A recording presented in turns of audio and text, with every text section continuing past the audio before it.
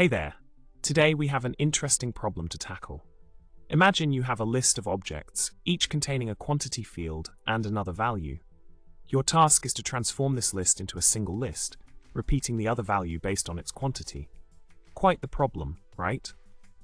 Now, let's dive into the solution for this tricky situation.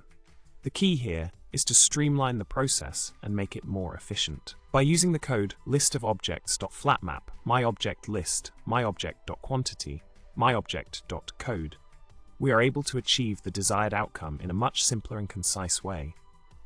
This code efficiently maps the objects into a single list, repeating the values as needed. Problem solved.